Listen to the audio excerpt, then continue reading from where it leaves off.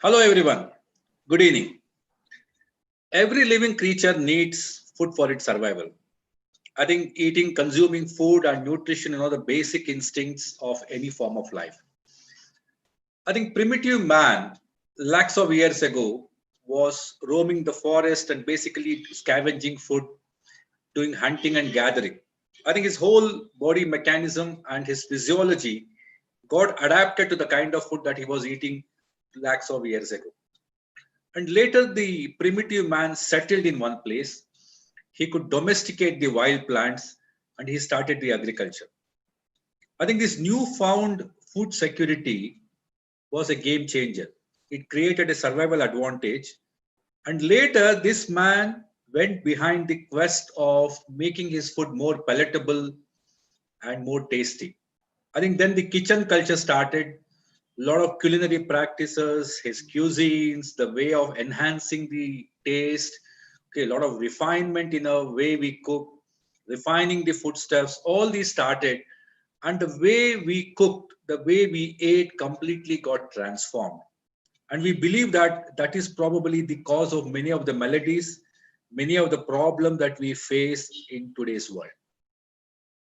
I think we all know that beyond any shade of doubt, the food that we consume, the that we eat, is the single most important determinant of good physical health and also probably mental, spiritual, emotional, and even psychological well being of a person.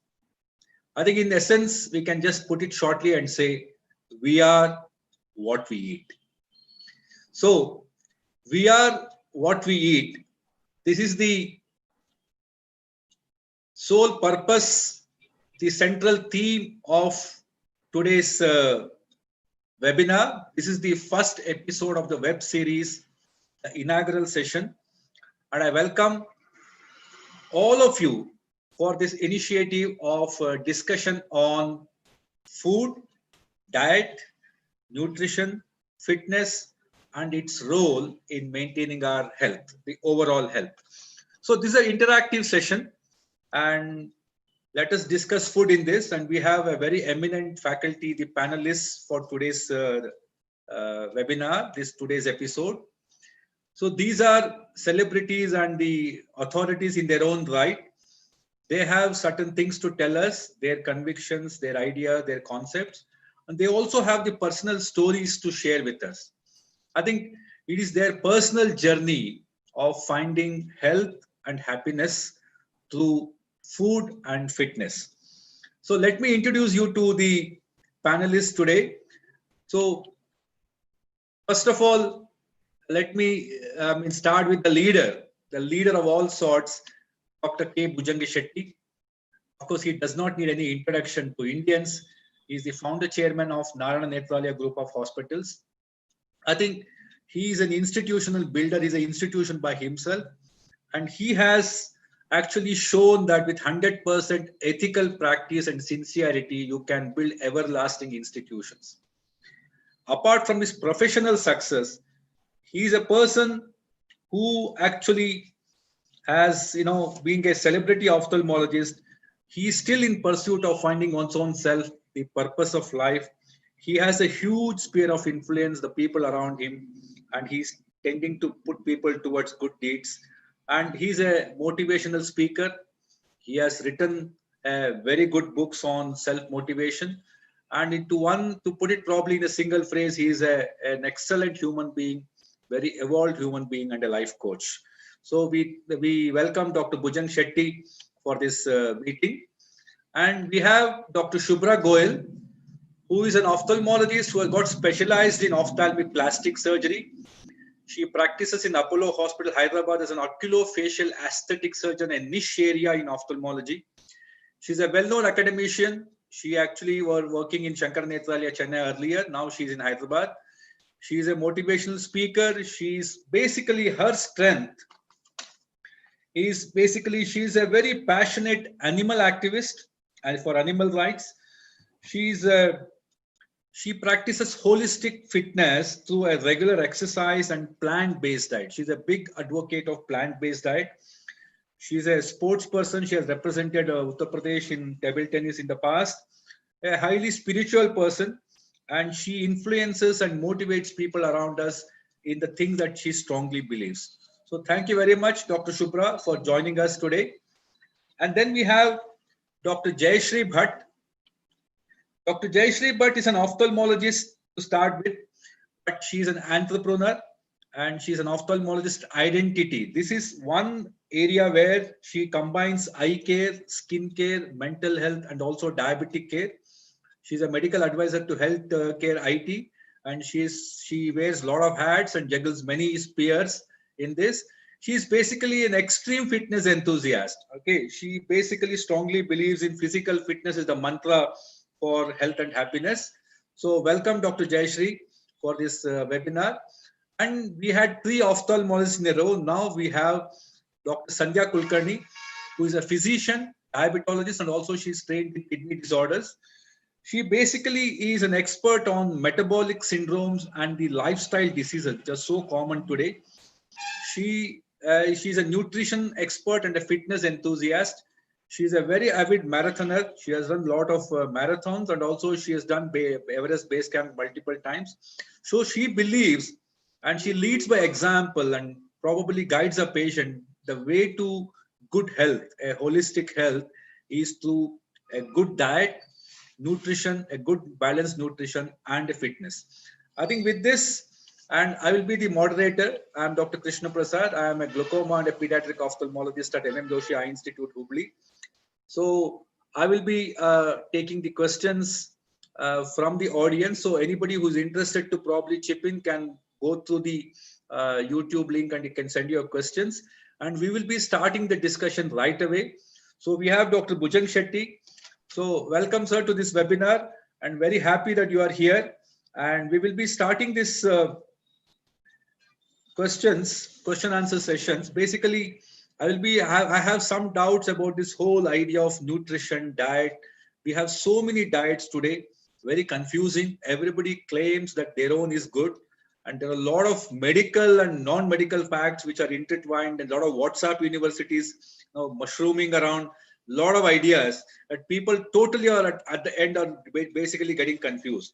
So what to eat is become a big question. But I got a very basic question. See, for time immemorial, food is food. Why brag about it? Now, why should there be something that you should tell us about what to eat?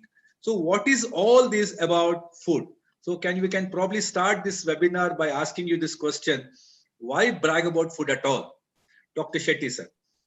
Thank you, Dr. Krishna Prasad, for that wonderful introduction, and also good evening to all the participants. Extremely happy to participate in this webinar. As you said, we all think that food is food. That's right. I too thought it was that way till about maybe 1 year back.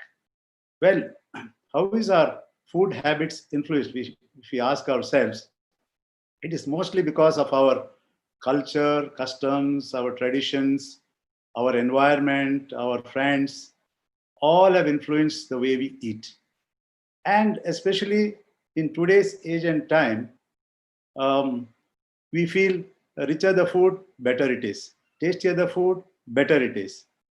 But the most important person who has influenced us regarding our food are our parents. Well, they were influenced by their parents, and it actually came down. And of course, they thought what was good, they had our well-being in mind when they fed us. There was really not much of science behind the food that they gave. It was only traditional. So much so that, we really can't blame them for whatever they gave us. They gave us what they thought was best for us. If you go to see, if a parent knows something is not good, let's say for like smoking, will any father or mother encourage the child to smoke? Definitely not.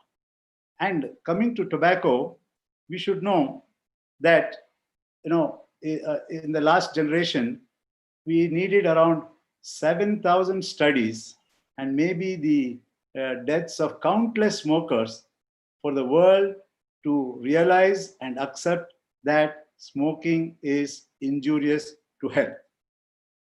Last generation, we fought a battle against tobacco. I think now is the time to fight a battle for our health, because there is so much science now. Now, when science comes out with something, then we need to accept science trumps over tradition, culture, and all that. So we'll have to take science as the foundation for whatever we say. So there is enough evidence to show these things now. Well, first thing that we have to get clarified, whether human beings are carnivores, they are herbivores, or they are omnivores. I think that needs to be settled first, because each of us think in a different way. Some people that okay, we are meant to eat only vegetables. Some people say we are meant to eat both. But let's see, if you go to the science, there are certain tests that we can do to find out whether we are herbivores or carnivores. If we compare, see, animals don't easily change their habits like human beings. We keep jumping from here to that and say, whatever we do is right. But animals don't do. Carnivores are carnivores, herbivores are herbivores. So if we put those tests to human beings, let's say we take the dental test. Look at our dental structure. It is exactly like the herbivores. Our dental structure is like that of a cow or a horse or a bull, and not like that of a dog or a cat or a tiger. Then if you see the way we chew our food, these carnivores can only bite, they can't chew, they can't grind, they just swallow. Whereas herbivores, they can chew their food. They have this lateral movement of jaws. Human beings are also having lateral movement of jaws, which says that we are also like herbivores. And another thing that is interesting is that if you go to examine the length of our intestines, the length of a carnivore intestinal length is extremely short when compared to a herbivore intestine. That is because when they eat this meat, it has to be pushed out at the earliest, otherwise it rottens and putrefies. So these are the things. And another basic instinct, say, look, if you see a chicken or something running around, do you feel like pouncing and eating it? Definitely not. But what about if there is a dog around, he will go and grab the chicken and he eat it alive with the feathers. So, but if you're walking in an orchard and you see a nice apple hanging around there, you have a tendency to go and pluck that apple and eat it. So all these tend to prove that we are herbivores, not carnivores, and not even omnivores, which you can mix the two. So we were born to eat vegetables and not meat. We are physiologically and anatomically built to eat vegetables. That's my theory. Thank you, sir. I think you said the dental profile is of a herbivore. Yes. But our mental profile changed over a period of time. Yeah, that's why the mind, they call it as a monkey. They keep jumping from one to the other. I think probably some people also say that the hunter-gatherers, which I was giving an introduction, he was hunting and eating. That was probably a survival requirement. We were herbivores by evolution, but as a chance event, because we had to survive in the forest, there was no there was no enough things available to eat for him. So he had to hunt and eat. Probably it was a diversion from our natural tendency, and that is a time for course correction. You think that now there's a course correction required? 100%. There is a time for course correction, and to tell you the truth, well, there is enough science. See, I've just told you only about our physiological structure. It is like if you have got the best car in the world, say a Ferrari, and it is to run on petrol, and you put diesel into that car, how well can it run? So this exactly, we are supposed to run on plant-based food and nutrition. If we are going to feed ourselves with meat, and the whole problem is, the argument is, well, my grandfather ate it, my great-grandfather ate it, my father ate it, there was no problem at all. But let us realize how they ate, how much they ate, what is the quality of their meat. All this comes into play. But today we have taken it to extremes. Yes.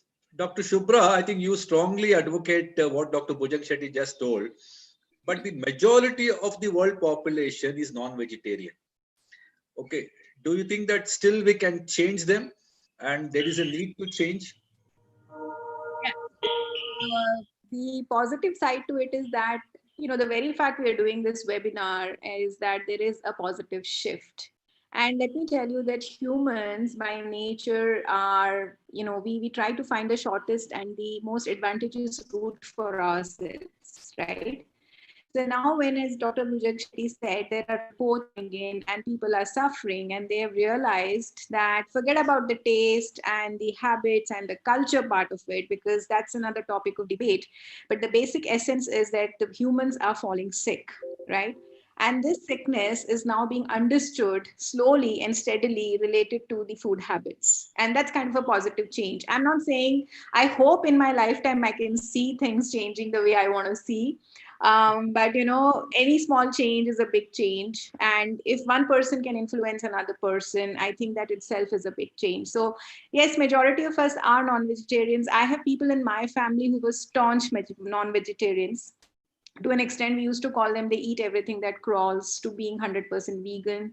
When I say vegan, it is whole plant-based diet and not just vegan, because veganism is more of a lifestyle rather than a food habit.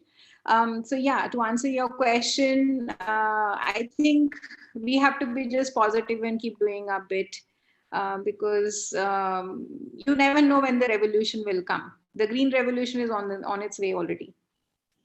Yeah, I'm sure it will happen in your lifetime and wish you a long life. Okay. Now a question to you itself.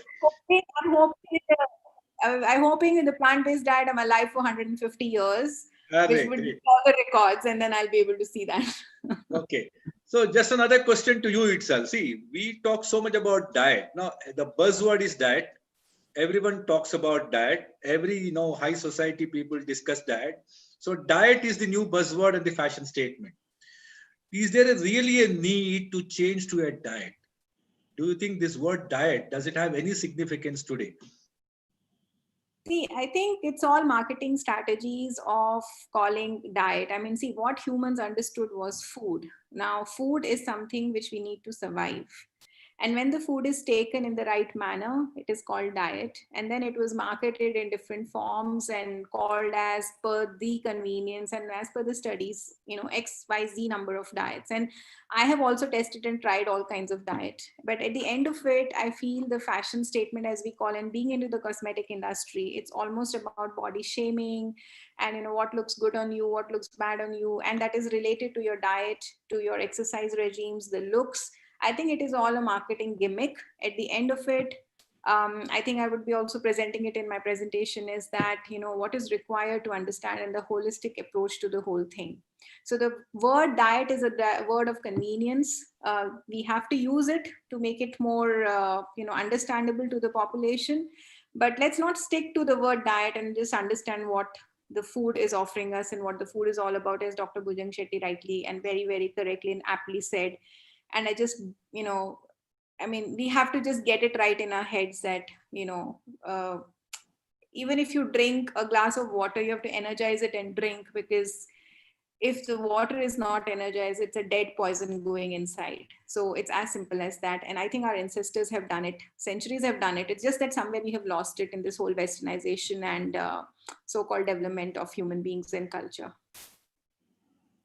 Thank you, Dr. Shubhra. I think we'll go to the lone physician in this group. They're all ophthalmologists.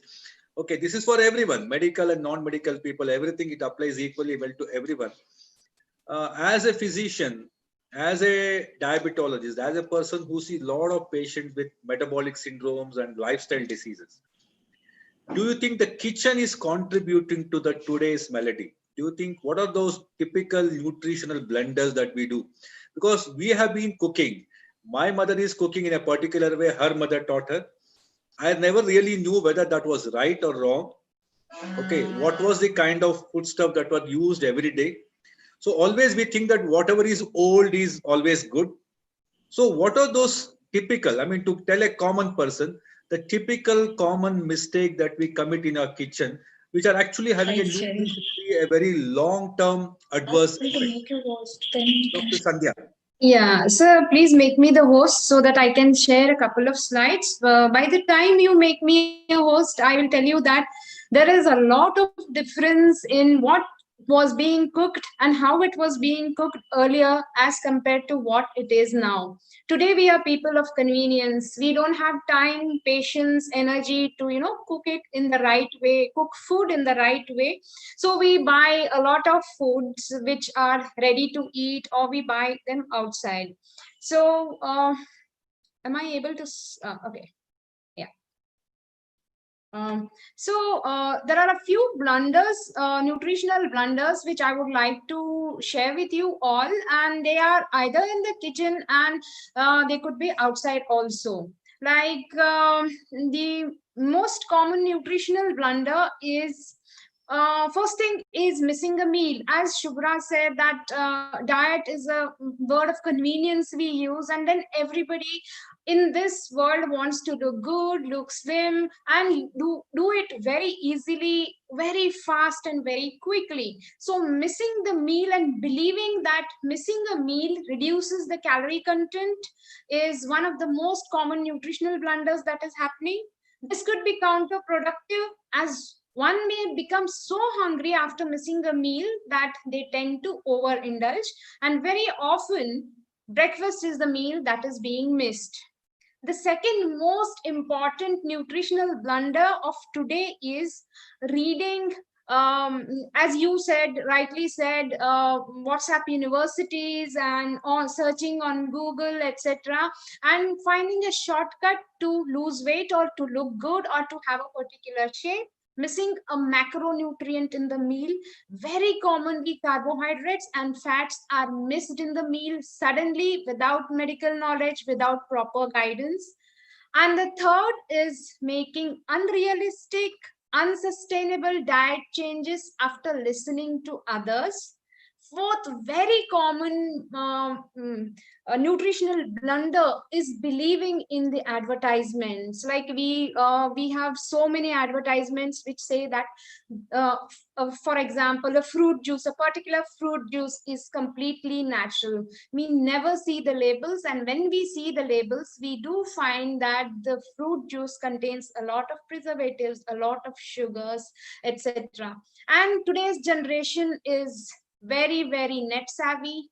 They eat food while watching the screen very often. It may be your favorite serial, it may be the phone, or it may be maybe you're sitting on the laptop and watching Netflix or some other series. It has been found that when people watch the screen, one, they eat more, and secondly, very often diabetes, hypertension, and many other lifestyle disorders can be, you can see them if you watch the tele screen and eat food. In this context, I just want to show you a very small video. It might take a moment or so. Meanwhile, I can tell you the other blunders that happen in the kitchen is peeling foods which should not be peeled. For example, the commonest thing is many people peel a potato and eat it. The skin of the potato normally contains a lot of nutrition. Then peeling fruits like apple, etc. Deep frying food, adding too much of salt to chutneys, pickles, etc., so that they can be stored for a long time. And very commonly using a non-stick pan for cooking with very less oil. We all know that Teflon is highly carcinogenic, and we do not advocate the use of Teflon at all while cooking. So these are very commonly seen in our kitchens. And then one of the most important other thing is, whenever we buy ready-made food, it's we tend to overlook, one, the portion size.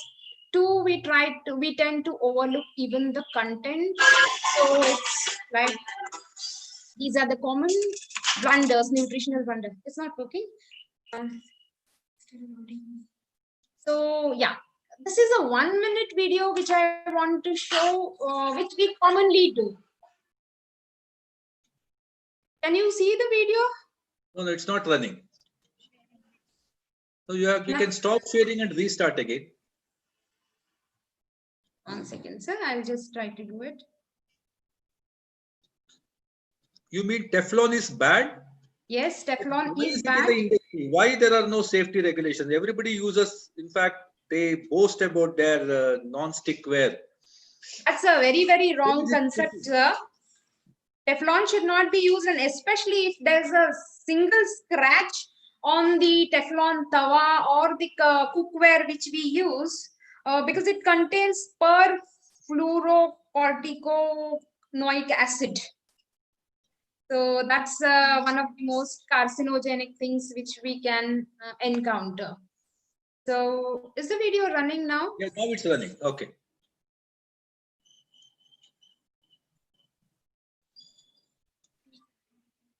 Can you all see the video?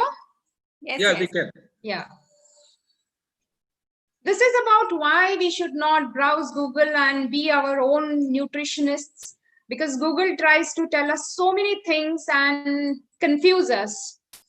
So this is about crash diets. People want to, become slim instantly when they are on any form of a particular diet. As long as they are exercising, they think they can eat anything.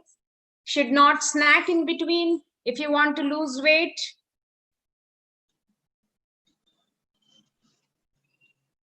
Having high protein diet only will facilitate weight loss. Absolutely wrong concept.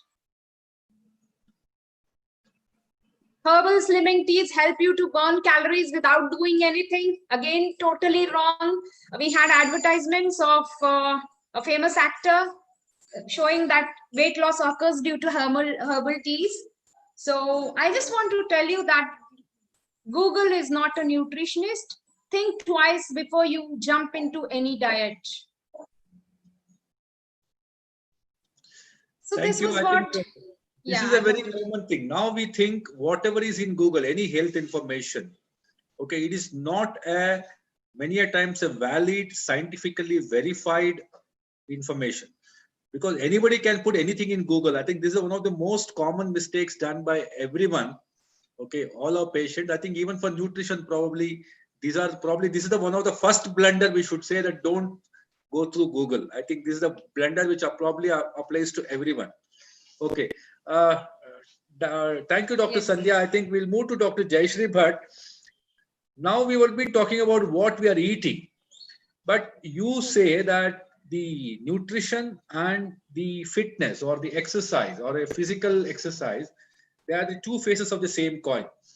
Like, can they substitute one for the other? Do you think they are basically inseparable for good health? Dr. Jayashree. Thank you, sir, for the question, and thank you for putting me in this order, because already so many insights we have got and makes my life much more simpler.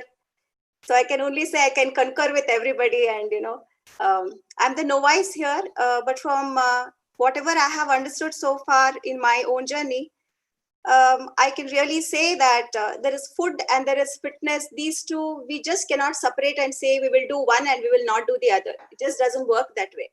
In fact, I would put them all under like one big broad banner, saying it is all about well-being and wellness, which for me comprises of 4 pillars. One is the food. The food is nothing but I would not even call it a diet. I agree with Shubhra. I wouldn't call it a diet. It is nutrition. It is food.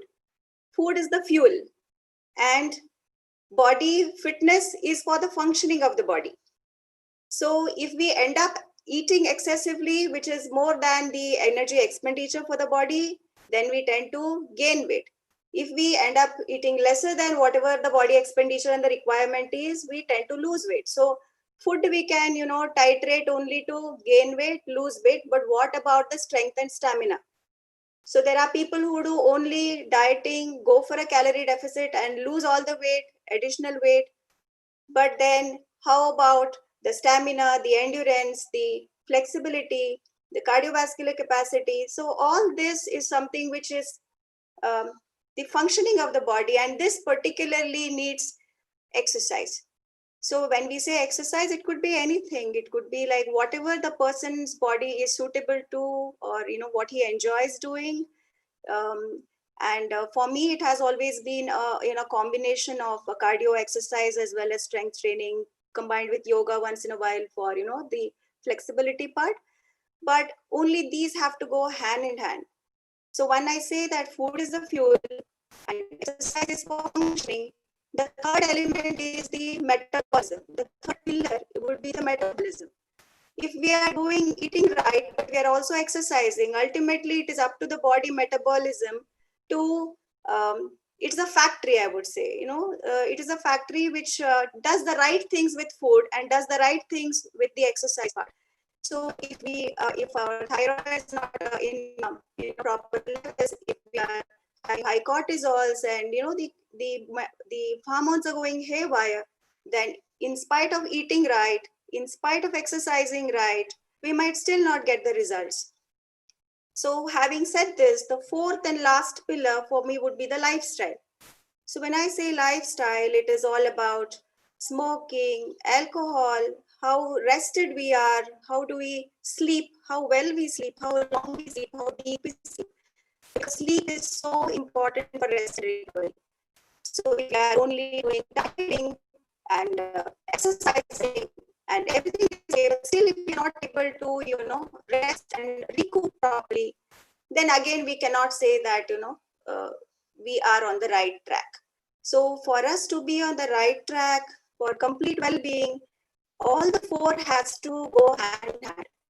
The food, the exercise part, proper metabolism, and proper lifestyle consistently, forever. That's how I would put it as. Thank you. I think it's very important what you said. What I understand is that if you're exercising, I think a diet has to complement it, and Yes. also vice versa. I think you cannot separate the two. You cannot get the best benefits of your dieting or nutrition if you're not moving your arms and not doing any exercise, burning the calories, and vice versa. I think any good fitness regimen should be supplemented with a proper nutrition. Otherwise, we'll probably have catabolism. I think we'll move to Dr. Bhujang Shetty. Sir, you have been the senior most in the panel, and you have seen the way people ate in the 50 years, 60 years ago. Now, do you think that what has changed? Now we find so many people getting into diabetes, hypertension. I mean, so many of the lifestyle disorders, people having morbidity at a very early age, despite the higher levels improvement in our health systems. People earlier used to die of infection. Now people are dying of heart attacks and strokes and things like that, depression, mental problems. So do you see any connection with the way we started, changed our diet and the nutrition, and now there's a change? How do you compare and contrast the two eras? Yeah, sure. See, if I think back around 50 years when I was a boy living with my parents in my village, we are basically farmers, and we had our own cows, we had our own chickens, we grew our own vegetables, we grew our own food, and then when the cow gave birth, the calf took a little milk, and we had a little milk, and then we shared it with each other. Then, of course, as far as meat is concerned, main thing was chicken or sometimes fish. But then how often did we have that? Maybe once a month or maybe twice a month on some special occasions, or when you get some guests, we had chicken. We never had it every day. But the unfortunate thing is that in the last 40 to 50 years, our eating habits have dramatically changed. And this is the main cause of our lifestyle diseases. Lifestyle, when we say, what does it consist of? First, our diet. Next is how we exercise. Then our stress levels, and then our habits like tobacco and alcohol. These are the four things that constitute our lifestyle. And all the diseases, so-called lifestyle diseases like diabetes, blood pressure, obesity, heart problems, cancers, all these are directly or indirectly linked to our lifestyle and primarily to what we eat. Now, people have been talking about exercise and eating, but we must realize that our eating accounts for 80% of our health, and exercise and other factors may be just 20. So however much you may exercise, ultimately what you eat, you are, as you rightly labeled it, you are what you eat. what is on your lip comes straight onto your hips. There is no doubt on that. And so we have to, give importance to our diet. And this is the cause for diabetes and blood pressure and heart problems going through the roof in the last 40 to 50 years. But the main thing in my earlier session, I said that carnivores and herbivores, but the culprit number one, which everybody thinks is okay, is milk. I'm sorry to say that milk is nothing but liquid meat. If you analyze it, milk is nothing but liquid meat. And I'll tell you why.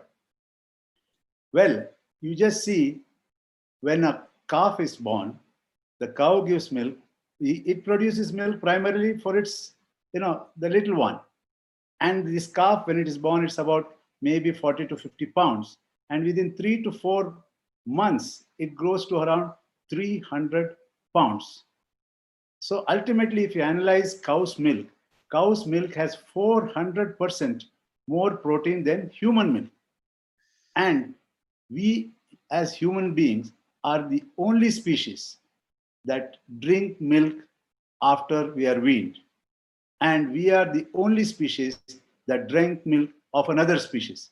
It is never seen anywhere in nature. So the cow's milk is meant for the calf. As I told you, its growth is something, it grows almost at the rate of 40 times our own growth. But when we drink that, those proteins don't suit us, those fats don't suit us. No wonder we are, coming up with all these problems. And let me tell you, this cow's milk, or any milk for that matter, is directly linked to not only diabetes and blood pressure and heart problems, but also most of the common cancers.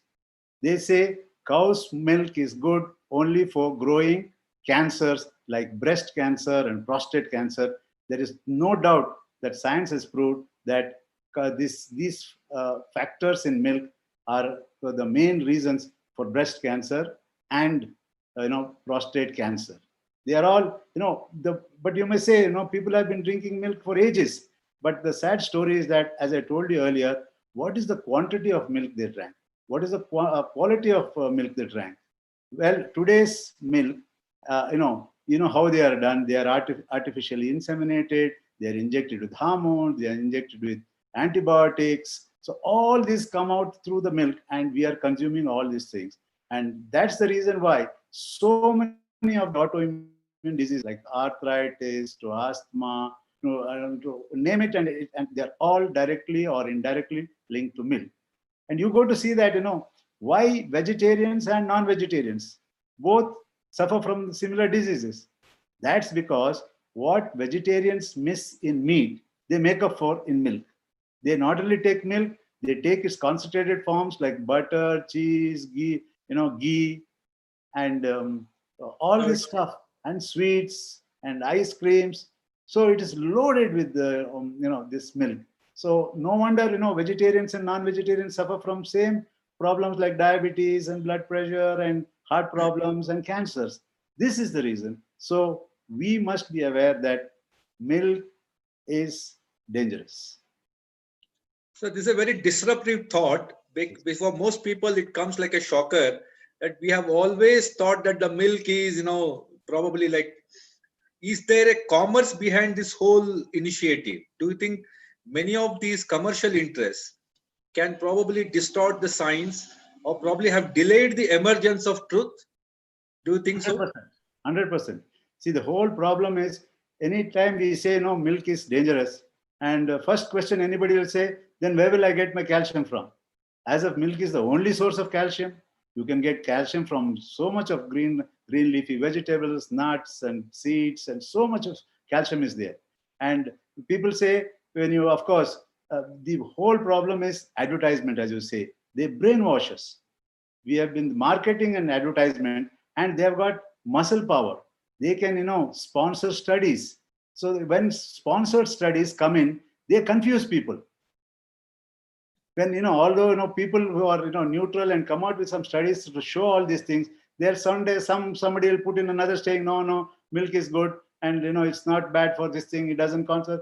The casein, that is the protein in milk, is a proven carcinogen, like tobacco and asbestos. So why will any mother, knowing that, will knowingly feed her child which has a carcinogen in it? So these are things we need to analyze. So we should not be brainwashed by these advertisements. So then I get to feel that probably we have come a long way in the wrong path. I think we need to probably do a course correction on this. I think Dr. Shubhra, you will definitely echo his sentiments. I think with that, I would like to ask you a question that you have been basically talking about so many different types of diets. Now everyone has one diet to name, some named and unnamed diets. Like, what are all these? Can you just give a brief idea about what are the diets that we have and what are they actually? Like, do we really have to know so many things in today's jargon? Yes, thank you, Dr. KP, and thank you, Dr. Bhujang Shetty, for bringing out that very valid point, because, I just wish that people understood what they're eating is absolute poison on their plates. Unfortunately, people are just getting onto their taste buds and the diet or the food of convenience. And there are enough studies in the literature to, complement them. Now, coming to the different kinds of diet, I'm just going to share my screen. Is everybody able to see my screen?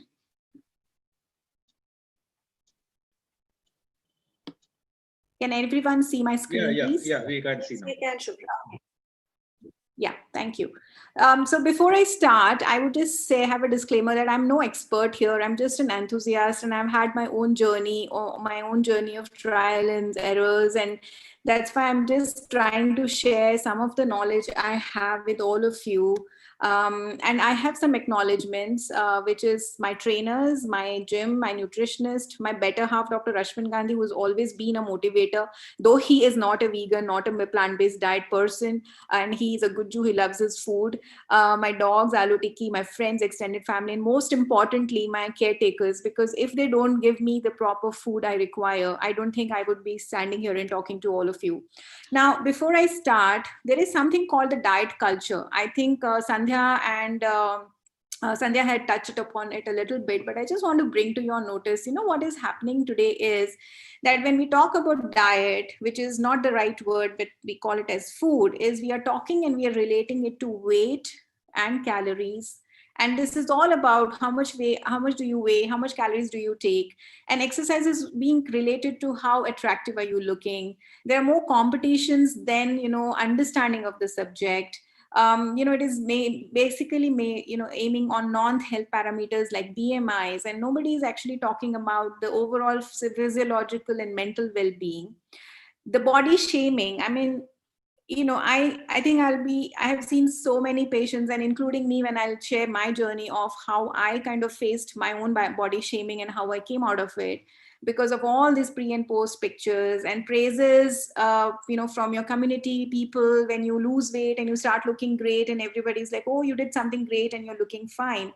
And when you look at the diet, I think there are trillions of diets existing over there.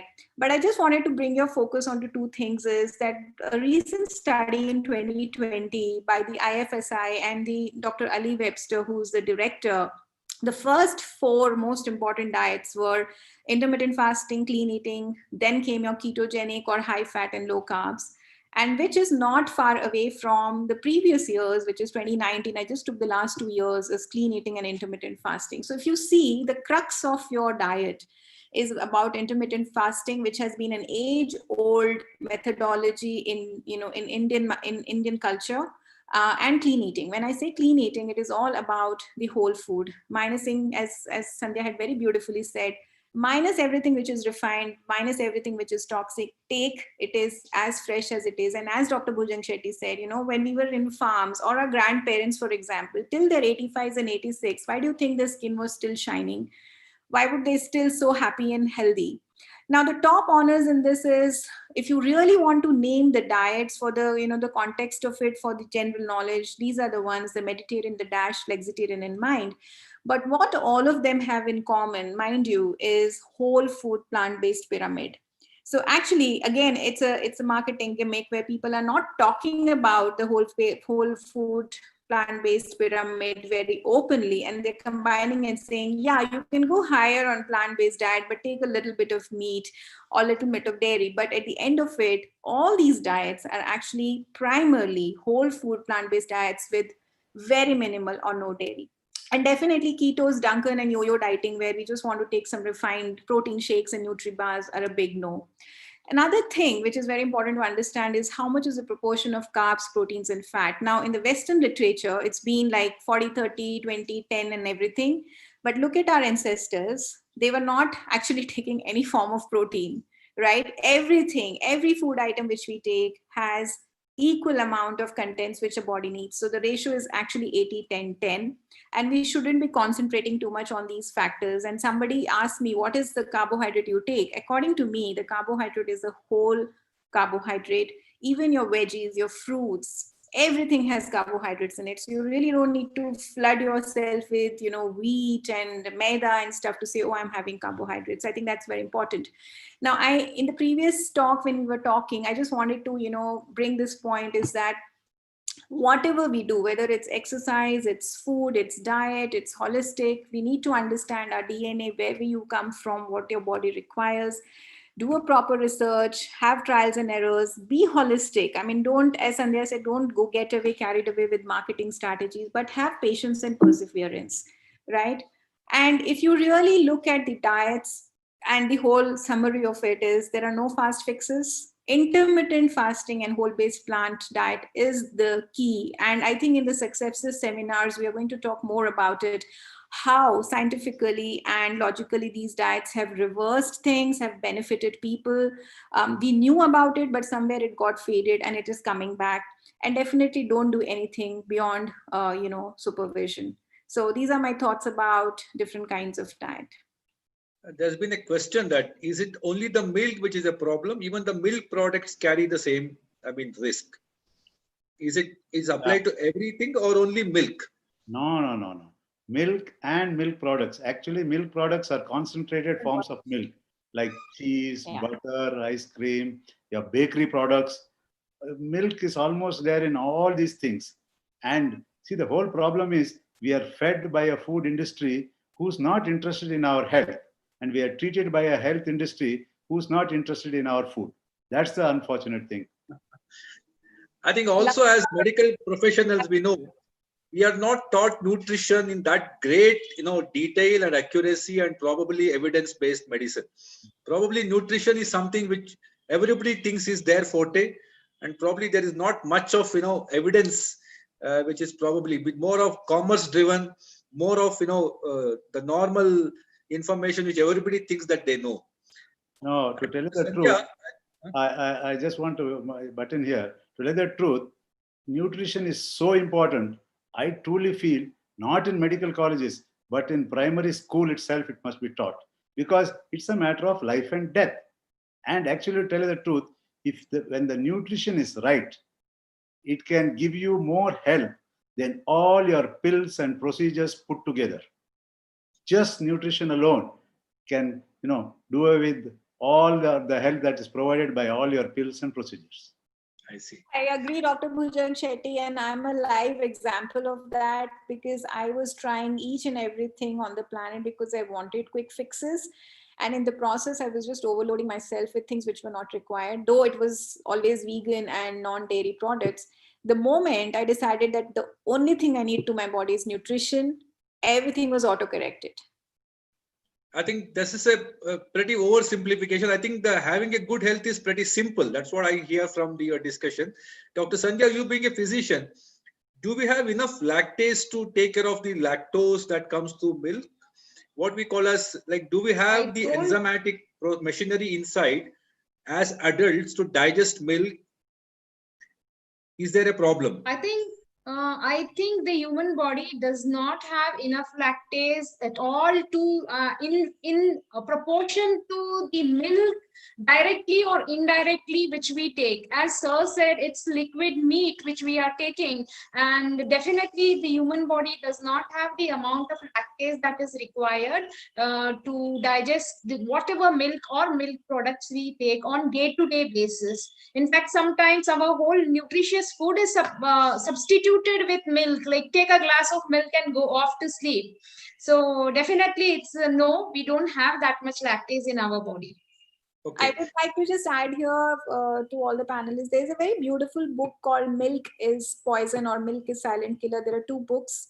One is by N.K. Sharma. I think that's one must-read book for everyone who has, not understood how bad the milk could be to our body. And I must say that, more than 70% of the adults are lactose intolerant. They don't know it. They are not aware, but still consuming it and causing huge amount of problems, including infertility and endometriosis, acne. And I can tell you there are huge number of problems caused by milk, and just by stopping or the intake of milk, everything can be reversed within a matter of maybe, if not weeks, at least a month or so. Okay. It's as simple Dr. as Sandhya, I've heard a word called quantified nutrition. I wanted to figure it out. Like, what is actually in scientific jargon? What is quantified nutrition, and what is this holistic nutrition? What is the difference, and what does this actually mean? Okay, quantified nutrition is nutrition which we take to get quantified, measurable results. A quantified nutrition, of course, is nowadays a scientific diet or a scientific nutrition in which we divide the macros or the proteins, fats, and carbs, which Dr. Chubra spoke about, in a particular proportion. The diet also takes into consideration your total energy expenditure for the day, the thermogenic effect of the food, and it's a diet which interplays between carbs and fats and proteins to give you a desired weight loss or a weight gain.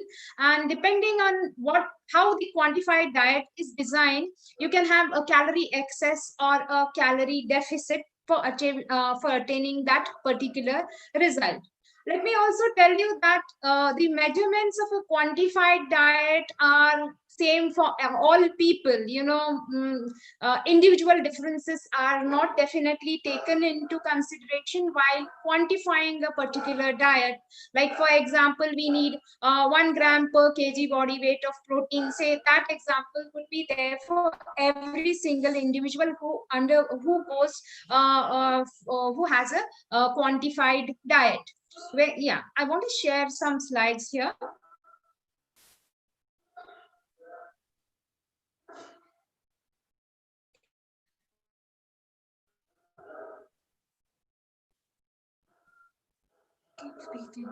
Whereas a holistic diet, now we are in an era of a holistic diet where a lot of changes in science and eating have taking place, and the holistic diet is a diet which takes into consideration the philosophy of holistic nutrition is that one's health is an expression of complex interplay between the physical, chemical, mental, emotional, spiritual, environmental aspects of one's own living being. And coming to spirituality, in one line, I can say, Jaisa Ann Vaisa Man is the belief, or Jaisa Pani Vaisi Vani is the belief which we have been hearing for very long time now. Holistic nutrition takes into account each person as an individual with unique health experience. So it is not weighing a person with the same scale each time. And the founding principle of a holistic diet is that there is no one single diet for every person. Here, the food is used as healing for person's overall health. So it involves consuming healthy foods, whole foods, unrefined and unprocessed, as far as possible organic, and very important is locally grown foods. And because holistic nutrition is individualized, what, where, and when we eat will vary from person to person. I would definitely like to overemphasize the importance of locally grown food products here, because if I'm sitting in Dharwad and telling my patients or trying to find kiwis of good qualities or blueberries, impractical. I will never be able to find them. And even if I find them, I don't know how they have been grown, how long they have been preserved, and how they have been preserved. So the concept has expanded to include a new way of life, bridging in ancient wisdom with modern knowledge. So this is my take on what is quantified diet and what is holistic nutrition. Basically, quantified diet is also scientific, but I think holistic diet is better because it sees the person as a whole. Thank you, Dr. Sandhya. Dr. Jayashree, Sir. now we say the two faces of the same coin. Diet is so important, probably takes the predominant role. And fitness, probably a very important supplement that has an impact on physical, our mental, and even emotional health. But can this fitness be applied to all age groups? See, fitness and maybe some kind of extreme fitness is more youngsters. What about middle age? What about old people? They have a lot of mobility problems, joint pains, and things like that. Do you apply this rule to everyone? Everyone should be physically active and should practice fitness? So Is first it of all, why practical? did you choose me for this question? Because I don't feel a day older than 16. I'm sure the other women also will not like to take up this question. Meanwhile, just for a lighter moment, when my older one, my son turned 16 years old, I told him, look, beta, you turned 16, I feel 16 generation gap is covered. So on a serious note, sir, I really think that the necessity for exercise is universal. It is not the kind of exercise we would do, the intensity, and how we perceive exercise is different at different age groups. The perception is different. The requirement, what we want out of it is different. But then I don't think it is meant for men or women or for somebody's lean, I'm not going to exercise. That is not really, or one, we'll wait till we get hypertension or diabetes and then we will look at it. Right now, I don't need it. So all these concepts are pretty much on. And at different age groups, we have to incorporate exercise very early in childhood.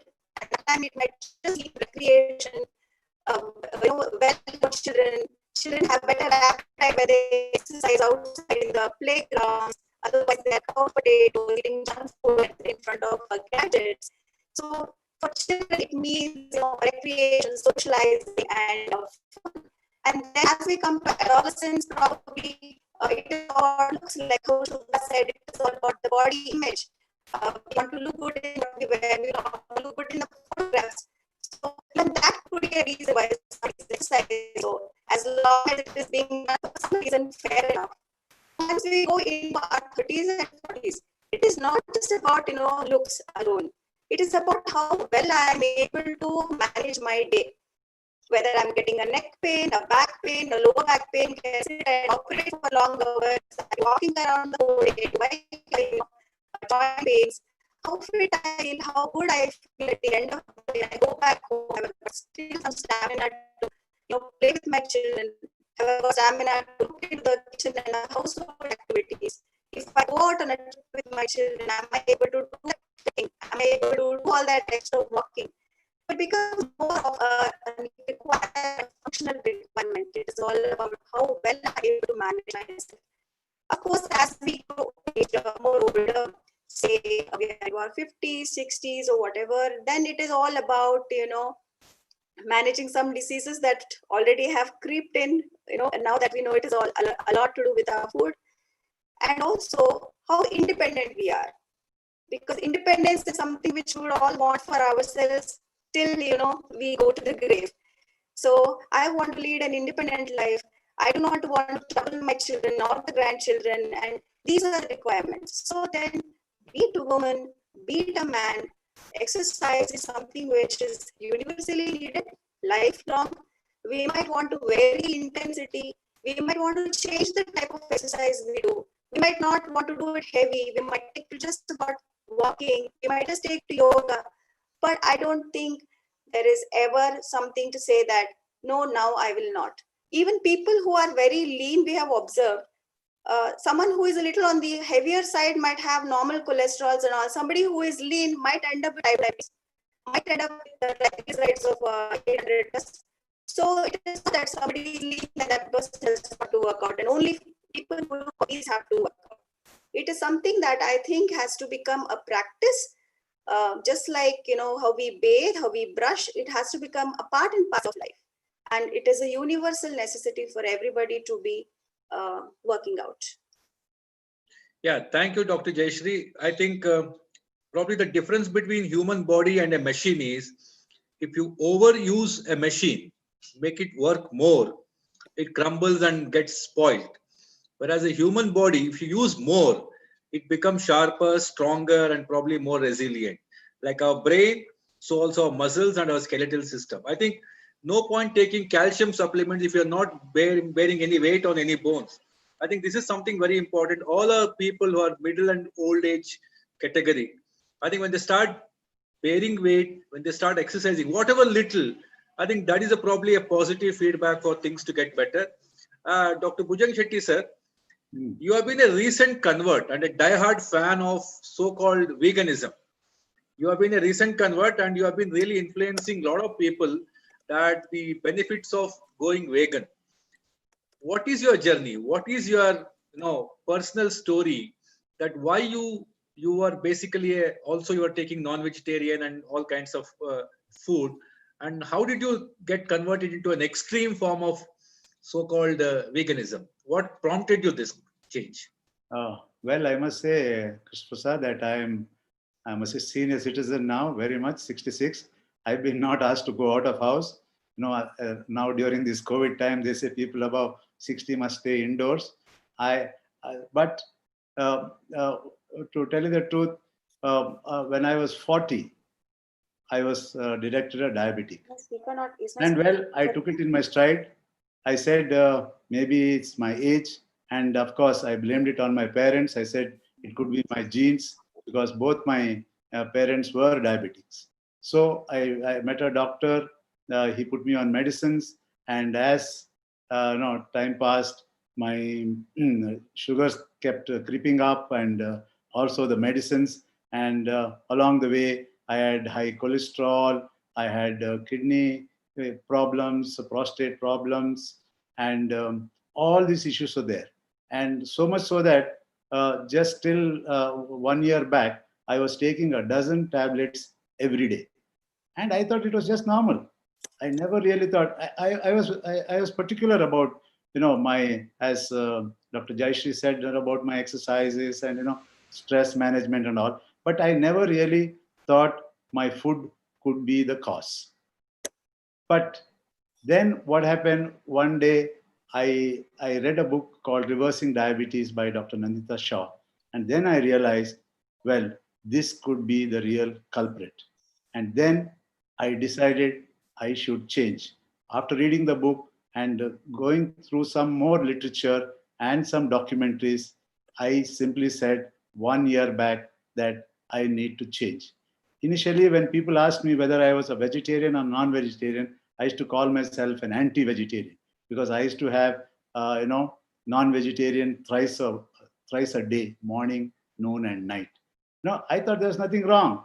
It is, I could afford it. Why not eat it? I was enjoying it.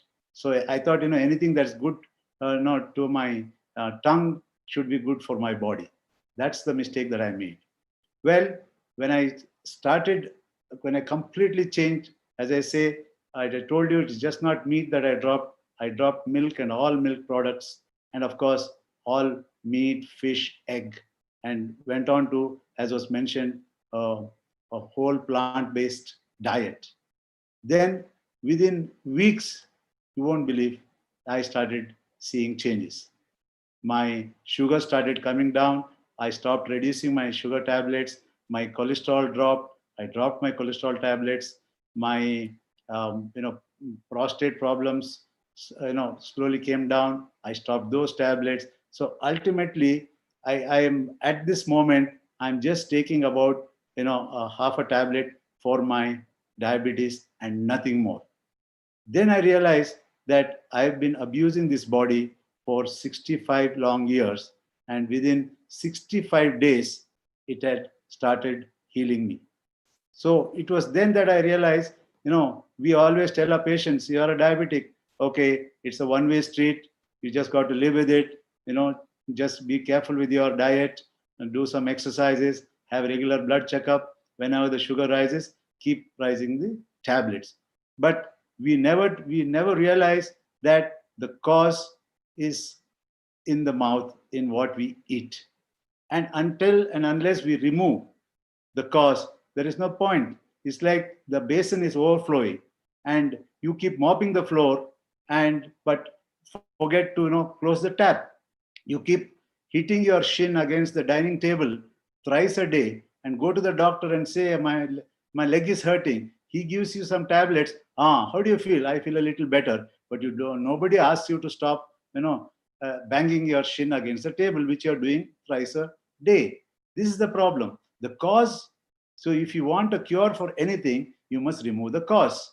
And now it has been, there is sufficient evidence to show that nutrition is the cause for most of these lifestyle diseases, and they all can be treated, prevented, and even reversed, including cancers. It may sound very strange to you, but there is sufficient evidence that they all can be treated and reversed using a plant-based diet, because you are removing the cause. So that is my story.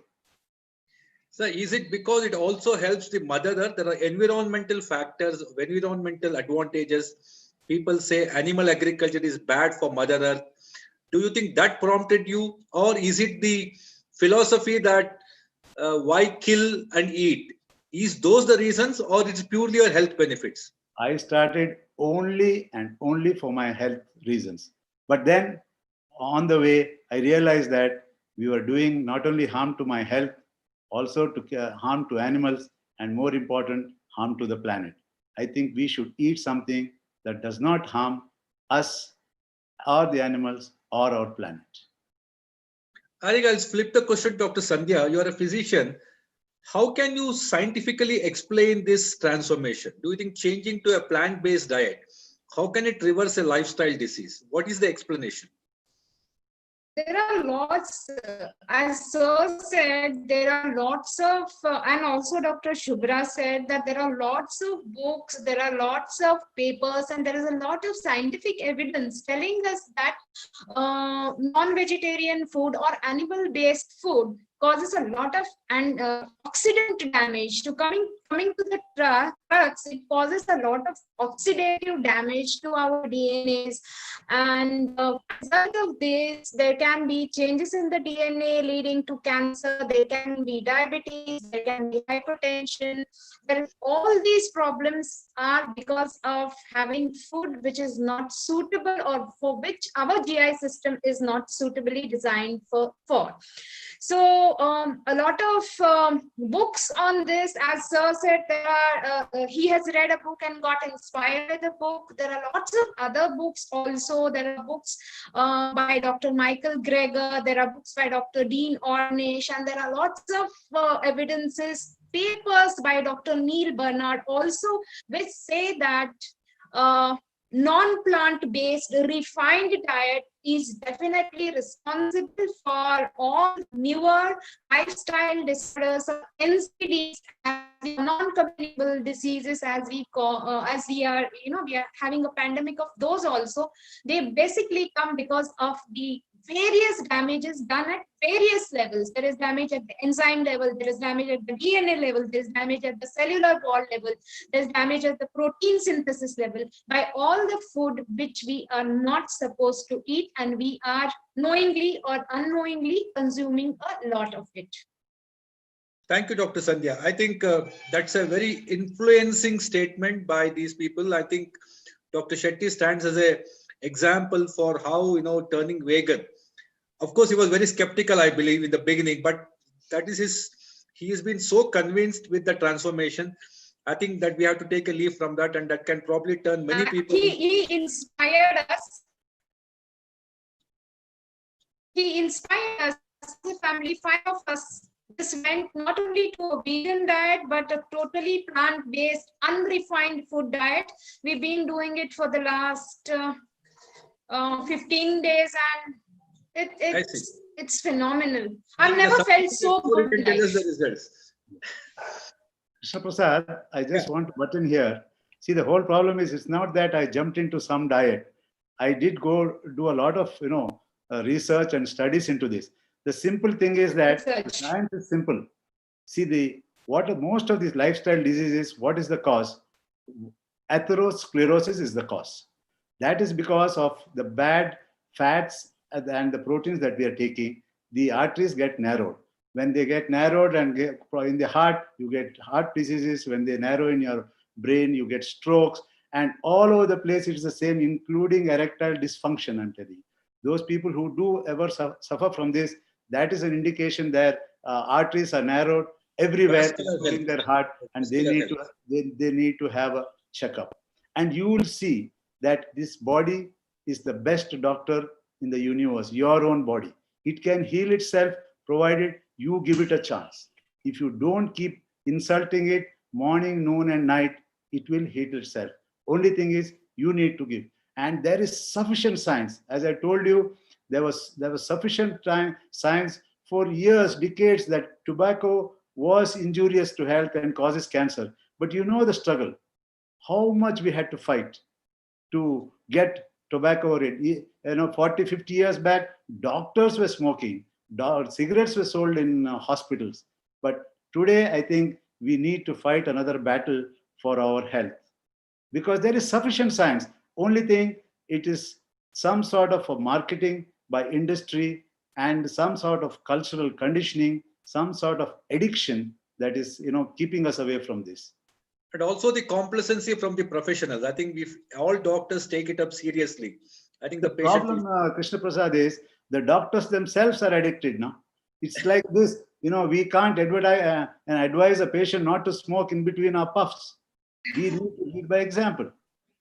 That's what's happening. They are themselves, they do not want to see the science which is there. See, Dean Ornish in 1990 in the Lancet proved through angiogram that just by giving them, plant-based diet, these clogged arteries can be opened up. But nothing happened. That was 30 years back. So doctors say, no, patients will not listen. But that's not an excuse. But we have to tell them what is the truth. Whether they follow it or not, it's left to them. But we can't keep them away from the truth. Okay. Dr. Shubhra, I think you're very passionate about, animal rights and activism. And obviously, they're a very strong proponent of vegan diet. What is your story about your personal experience about your health, fitness, and everything about the diet, so-called, you call the holistic approach to diet? So what is your story? So to begin with, actually, so I was always a vegetarian. I used to love my paneers and curds, and, I used to have at least 1 kg of paneer every day. So I was known in my family as a paneer hogger. And from there to being a vegan was quite a journey. So for me, the whole journey started not based on diet, because I never understood that phenomena to begin with. I think it was for me more related to nature and animals, because there was something which connected to me, to them. I still don't know what it is. And, the more deeper I went into it, I realized that there is something happening here and something is not right. And that's where the whole journey actually started. So for me, unlike Dr. Bhujan Shetty, it's a reverse phenomena where I started with the mission and a motto of not being part of the, the suffering or in the planet. And then realizing that, oh, I think, this is doing something else to me. And I went into details of, back and forth, reading about it and experimenting on myself.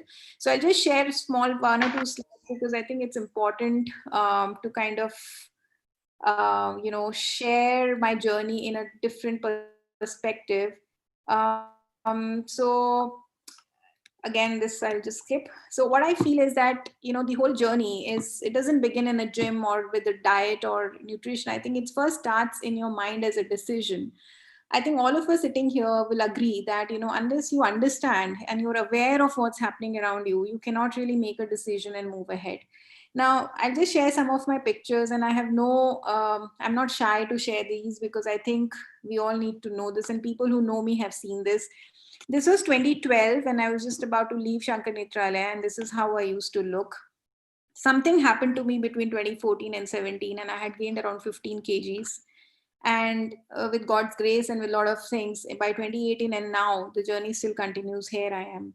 So what happened, what went wrong with me was I indulged in bad food habits, which was, eating, all kinds of food, which is not required on the plate. I was not exercising. I was having some kind of a very subtle, undercurrent depression. I had lost faith in life. I was in a new city with new work. And this kind of became a vicious cycle where I was not understanding actually what was happening to me. There was a lot of turbulence.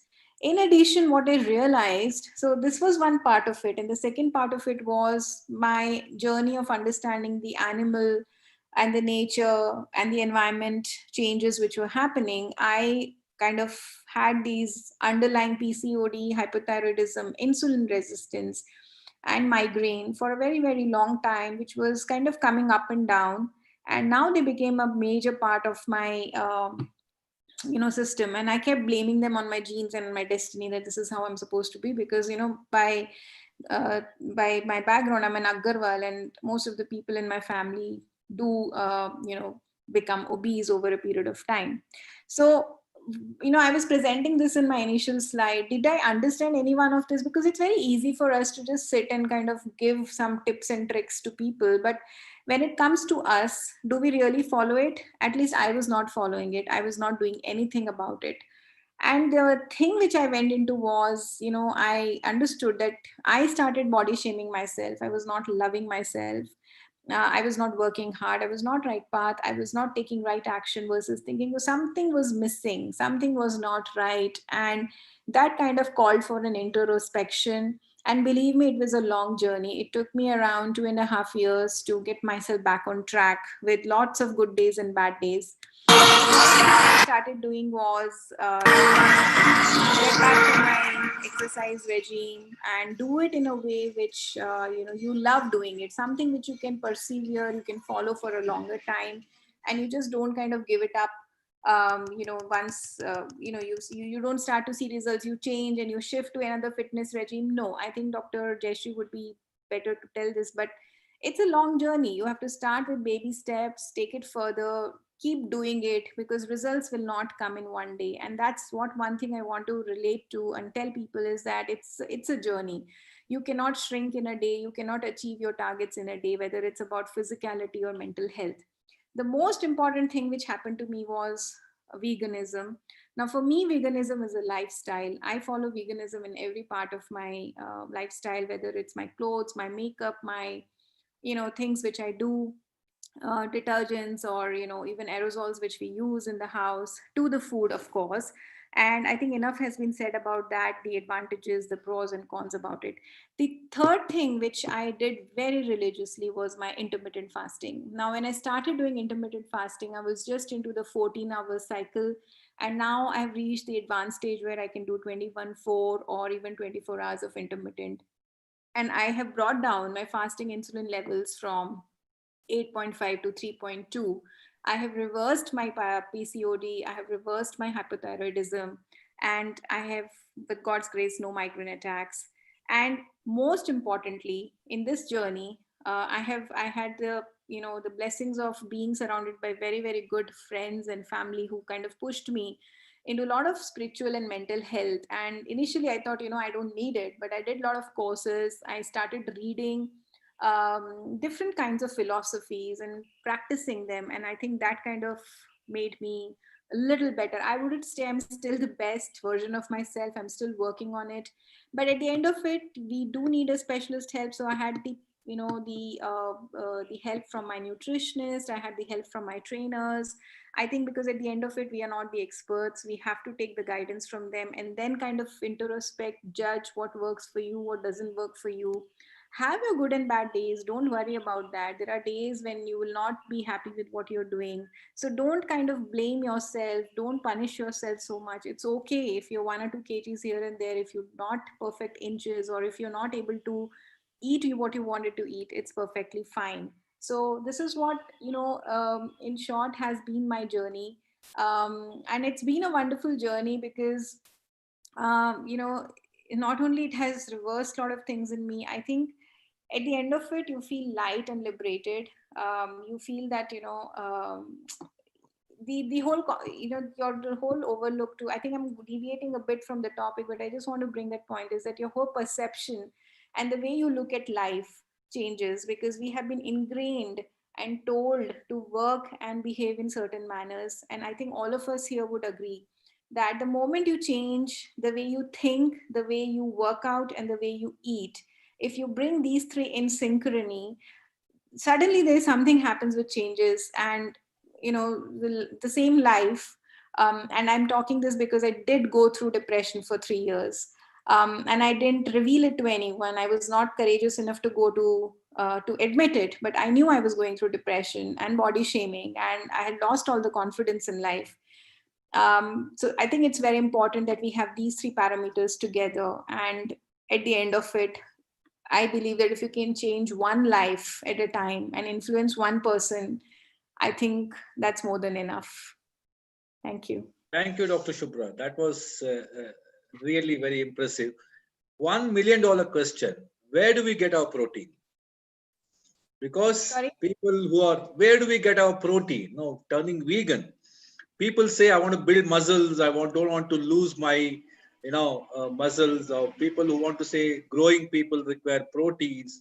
They are the building blocks. So where do I get my protein? So again, I had a journey of this because I was hogging proteins in form of protein shakes, because I thought unless I take protein shakes and I'm doing weightlifting, I'll not build my muscles. And I think that backfired completely. I had the worst kind of constipation and bloating in my system, and I had to go for 6 to 7 colon hydrotherapies. And thanks to my nutritionist who could get me out of this. But to answer your question, is that protein is in every food item we eat, whether it is fruits, it's vegetables, your nuts. Now, if you talk about vegan food per se, broccoli, the nuts, the almonds, the cashews, all kinds of fruits, vegetables. I mean, the rainbow plate is what is actually known and called as, you have to have your rainbow in place, whether it is your health pyramid or your plate pyramid. So every small thing and tofu, your soy, I mean, there's so many of them. And one more thing I want to add here, because the topic is on veganism, is then the moment we say veganism, people say, oh, it's so boring, it's not tasty, it's not happening, it's not too tasting my taste buds. I would say, come to Hyderabad, visit my house, and I'll make you the most delicious vegan rainbow you can have. Once the lockdown is released, we are coming. I have two questions here, Shubhra, coming from the audience on my mobile.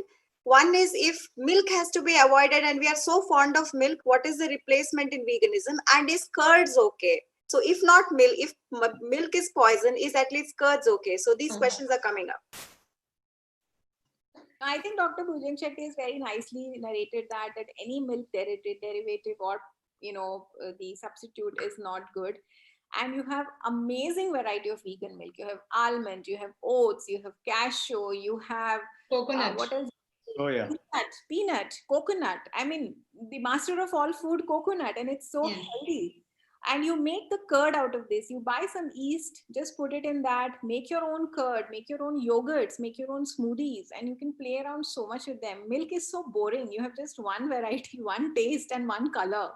So I would just say, there is so much. I mean, and we are blessed. I don't know about Bangalore or other cities, but in Hyderabad, we have the first vegan cafe, and that guy is like making, you name it, and it is there. There are different online portals where you get vegan, supplements. You have powder forms, you have premixes. And we also have a place where freshly made tofu and curds are supplemented. So I think it's just a matter of time that you find the places where you can source it initially to get used to it, and then it becomes your lifestyle. Yes, sir. Just to answer your previous question, Krishna Prasad, now where do you get your proteins from? as a counter question that where do cows get their proteins from? Where do elephants get their proteins from? Where do horses get their proteins from? Do you think we have better muscles than horses? Actually, all proteins come from plants. The animals eat the plants and you go and eat the animal. So you are getting it indirectly. Why don't you go to the direct source? And that too contaminated protein, because Yes. the plant is being eaten by animal and then flooded with something else to give you to on your That's plate. So yeah, I mean, The yeah. strongest animal is elephant, and that is a vegetarian. Yeah, yes. and And the strongest man in the world is is a in the Guinness vegan. Book of Records, and he's a vegan. You've seen that movie, The Game Changers? Yes, Game Changers. Yeah. Strongest man in the world is a vegan. And somebody asked him how a bull like you can have this body without eating meat. He says that's because bulls don't eat meat. Meat. I think the life has been very simple. We were living a very simple life. We have complicated in between because of, so I was reading an article and I think Rashmin and I were discussing about the whole, so as you were talking about the tobacco industry, how the psychologists were hired by these, big MNCs and big commercial people to create a mental, psychosis or a mental thing. Like, for example, for cigarettes, there were these fashionable ladies on the headlines newspaper, and then everybody thought, oh, it's so cool for me to have a cigarette in my hand. So things like that. I think there's a lot of brainwashing happening, a lot of things which have been projected and promoted for pure commercial gains. And there's a $1 billion, $1 trillion industry, the milk industry. And unfortunately, India is the largest producer of that. I think Dr. KP has logged out. So, we have some questions here. We can just, I can just put some questions across. So there is one question that, is it true that hormones given in the feed of chicken or egg stay in the cooked egg or chicken and affects our endocrine system? It's open to all the panelists.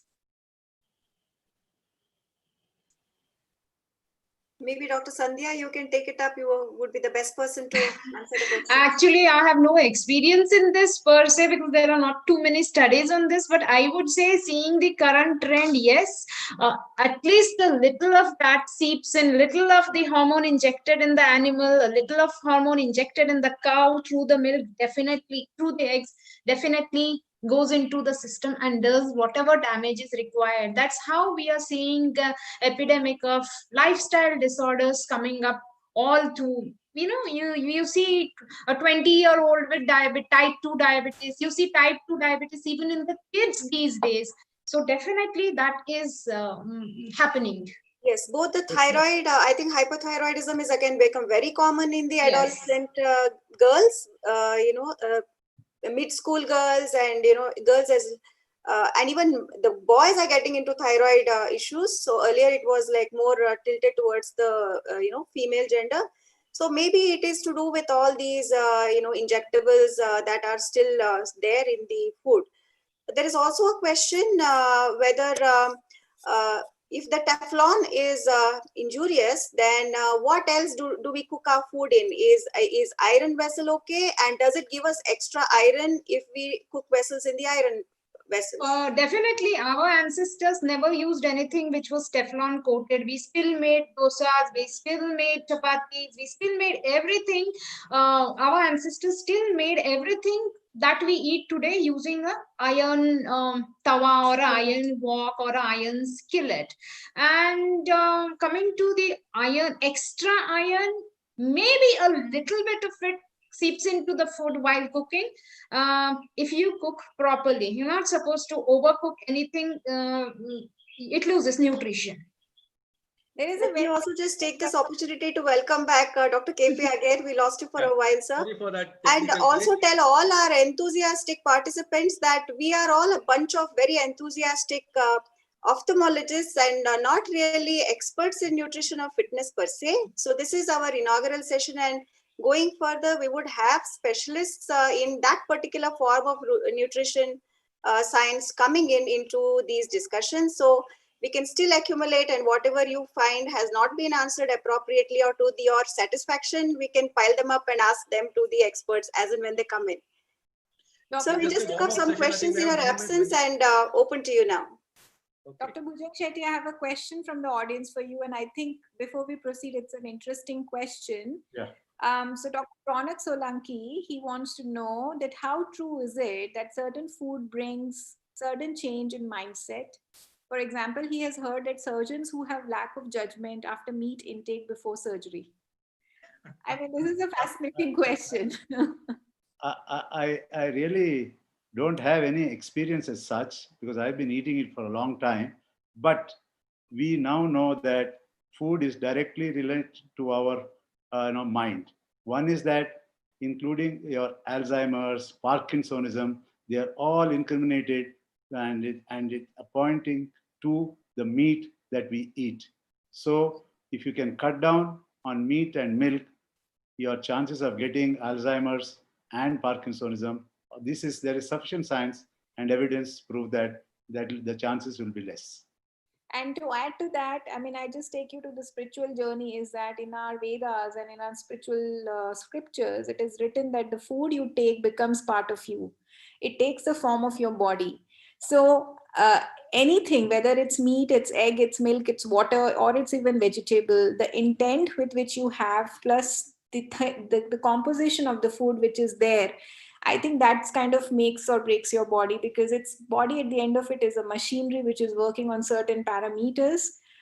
So I think to an extent, maybe scientifically we would have to answer it, with more data to you, Dr. Ronak. But my personal experience is, I think yes. I will probably answer Dr. Ronak in a different way.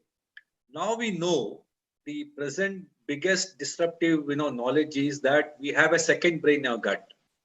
The 2 kg of microbiota is the highest producer of serotonin, and the submucosal plexus of nerve. There are so many neurons in the gut as it is in CNS.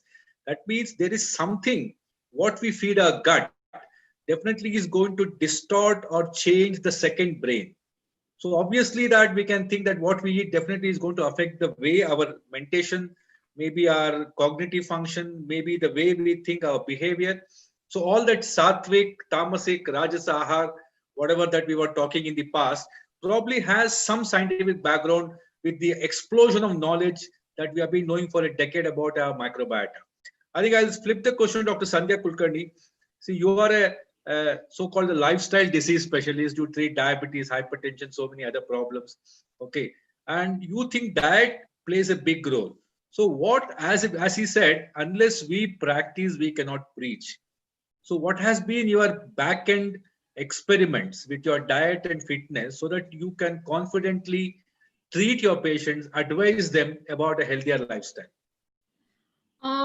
So I will be sharing just one slide to show people what I have been practicing, and I'm not just preaching. This is my picture of 2011, and this is my picture of 2019. 2011, I was a roly-poly chubby physician, very much new into the field of diabetes and almost knocking the door of diabetes. Like everybody thought, I thought that, okay, I'm going to get diabetes because my mom is also a diabetic. My mom was never very obese, but yet she has diabetes. And I was not much into physical activity at all. And having knocked the door of diabetes, I thought now it's time for me to, see what changes I can do in myself. If I can change myself, anybody else can change. And that's how my experiments with diet and exercise started. Till about 2008, I was not exercising. 2008 onwards, I have been regularly exercising. And now, inspired by Dr. Bhujang Shetty and very much inspired by Dr. Shubhra, I'm already into a totally plant-based and vegan diet, and I am nowhere near diabetes. I am nowhere near hypertension. My lipids, everything is perfectly normal. So I think there are lots of my patients who have seen me earlier and who have seen me now after a long time. In the Indian scenario, when you lose weight in a healthy way, they never say that you are looking healthy. They say, doctor, are you all right? Is something wrong with you? Were you sick? Okay, that's their way of thinking, but I know I am much, much healthier than before, and I can only say that I can, show people my own example that if I could do it, anybody else can, will, and should do it. Okay, thank you so much, Dr. Shubh. Sandhya, what exactly is a thing that you do exercise? What exactly for a professional like you, like how can you find time to exercise?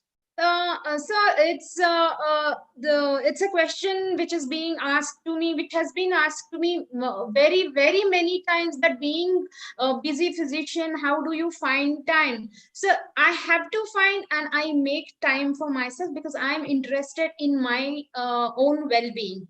That's one thing, and exercise is an integral part of my lifestyle. I might see few patients less, but I would not like to miss my exercise. That much integration I have in myself.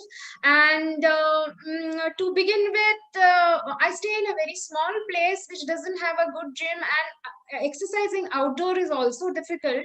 So as you know, sir, I have been traveling to Hubli for the past 11 years to go to the gym. It's 18 kilometers one way, but I just don't mind it.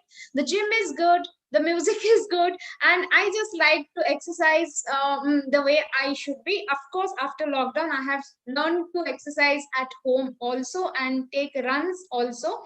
And I really don't need that much company. I don't need a partner to exercise. I am my own partner. I have done all kinds of exercise, like lifting weights, cardio, running, climbing, and climbing the Himalayas also. So I keep changing it in cycles. I won't say that any particular kind of exercise is beneficial. You should experiment with yourself, and you should enjoy all variety of exercise, and do more of what suits you and more of what you like. And I would definitely agree to what Dr. Jayashree said, that there's no age limit to begin an exercise or to end an exercise. It all depends on you, how you take your exercise forward. Before I go to Dr. Jayashree for fitness mantra, one question to all of you is a common question. When you start exercising, does it become an addiction? Is it the endorphin drive? What actually keeps you on? Like once you stop exercising, do you get that what we call the withdrawal symptoms, or feel like again exercising? What actually happens? I would definitely agree, sir. Endorphins do give you the kick, and exercise is the best antidepressant. It's the best mood elevator. It has multiple benefits, and you don't exercise for about 48 hours, and I definitely go into withdrawal. I feel restless, and I just feel like doing some kind of exercise. I just can't sit at home just like that. And no, that's not the way to do it. If you're really into it, you know how beautiful it is. It gives you a better kick than any other drink in the world. So there is a joke in my house. If I'm cranky or I'm throwing things away, Rashmi will say, just please go out and do something, exercise. So, to summarize what Sandhya said, I think it is an addiction, and more than an Even addiction, I think completely concur. me time. It's the me time. You need me time, whether it's half an hour, 45 minutes, or 1 hour. That's the time where maximum decisions can happen, meditations can happen. And I think, even in the audience, there are people who must be exercising and are enthusiasts, and everybody would agree that whether it's walking, gymming, hiking, yoga, anything, it has to be done. There is no two ways about it. So looking good in your clothes, in your photographs are all tangible. Weight loss are all tangible benefits, but there are so many non-tangible benefits. You sleep well, you're always on a high, you are excited about life, and then there is less of depression and all that. So if it is addictive, yes, but it is a good addiction to have compared to so many others. You rather have this than some bad addiction. Definitely. Dr. Bhujal Shetty, sir. Yes, sir. They say like getting up early is a good way to start a day, and that will probably fit into the busy schedule, and you can also put your exercise into the schedule. A lot of people can't do that. A lot of people rise late, 7, 8, like that. Do you think getting up early is an important part? Can it be done away with?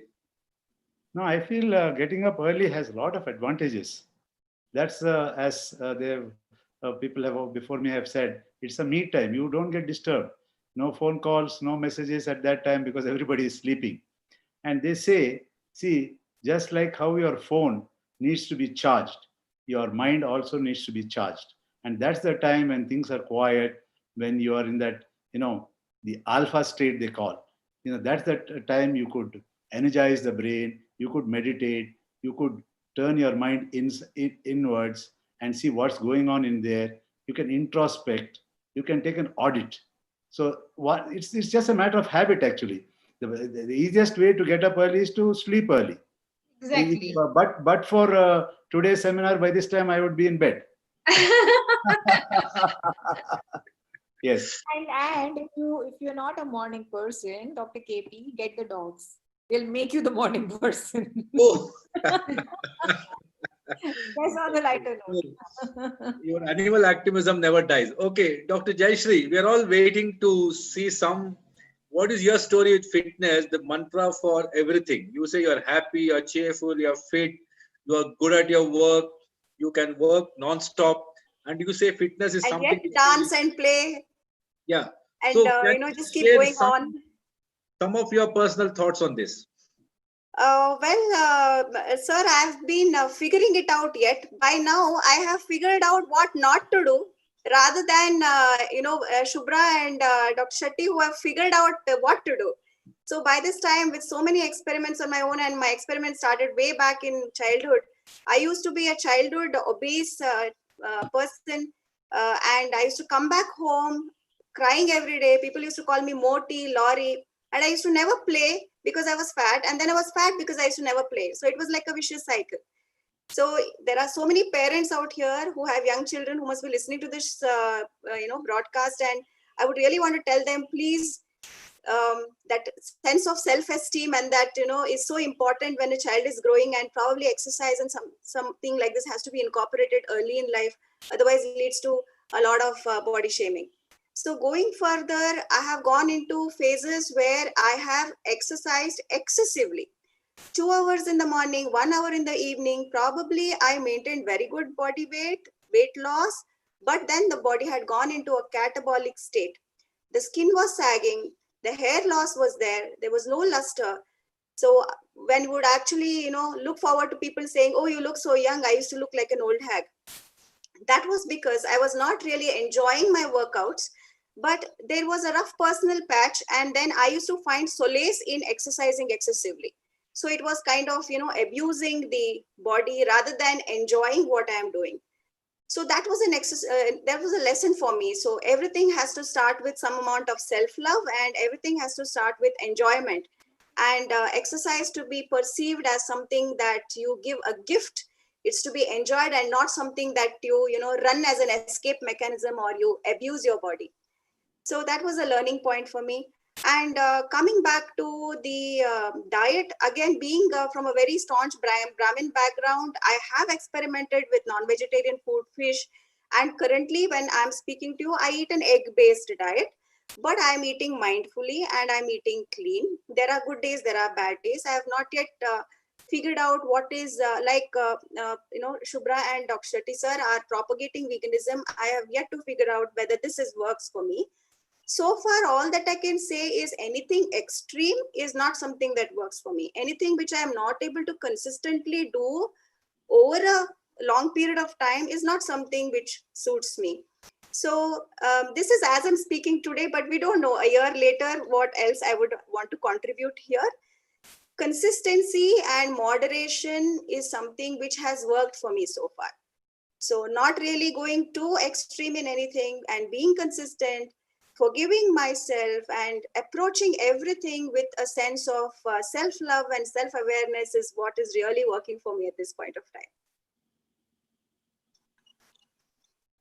Thank you. I think that is the buzzword. I think very importantly is that you have to make the right balance.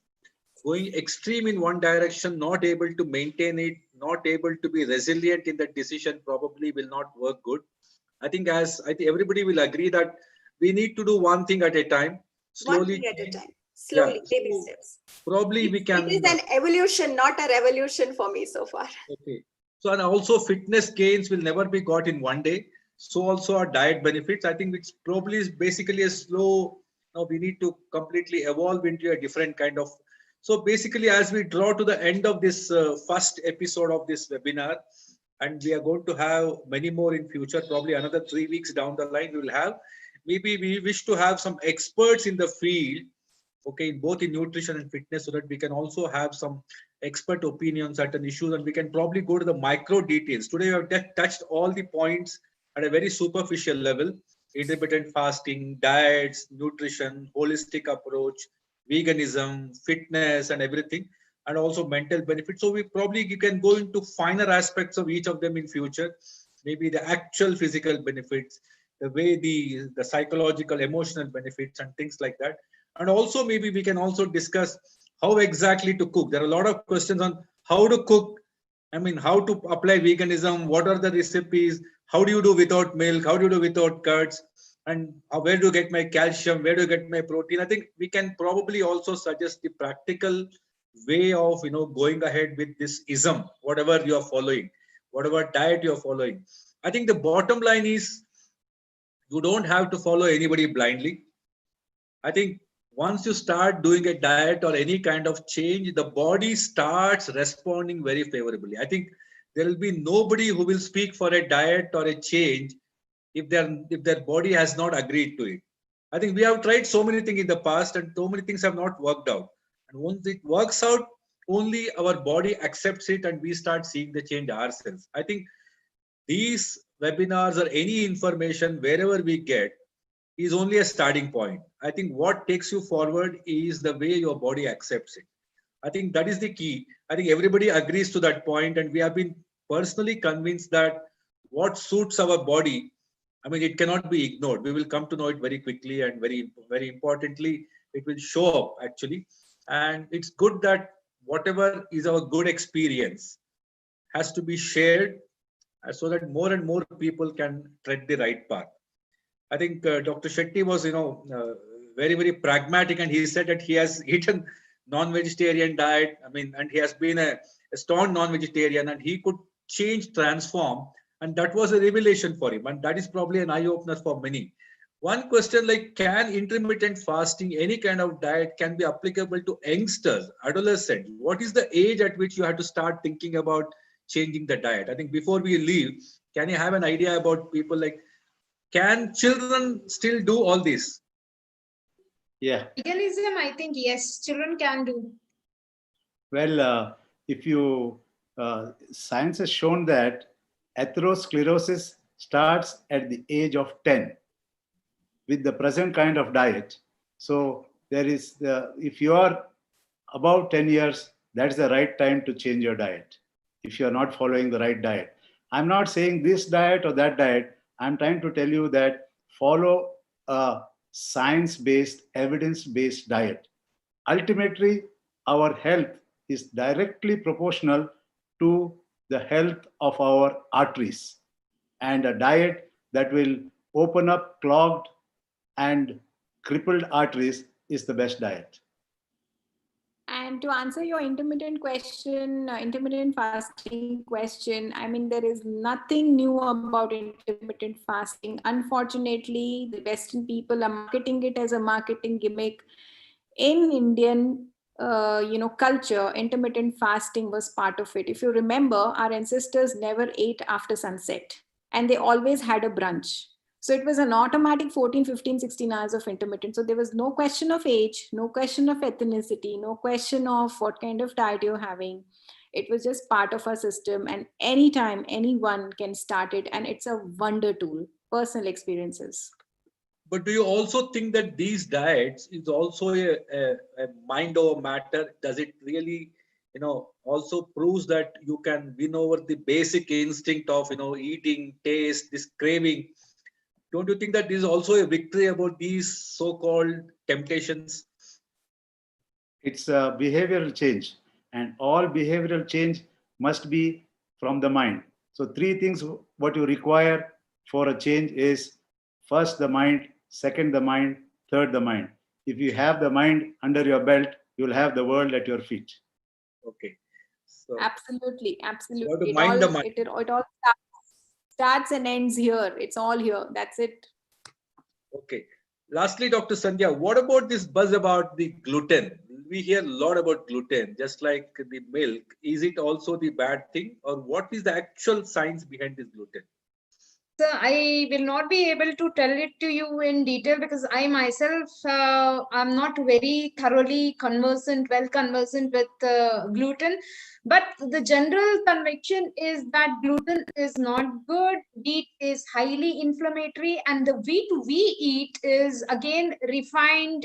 It is further when we make most of the things which we prepare from wheat are in the form of flour, and all the flours, whether it's wheat, maida, it's all absolutely refined. Once we start eating refined foods, the goodness of the food is almost lost.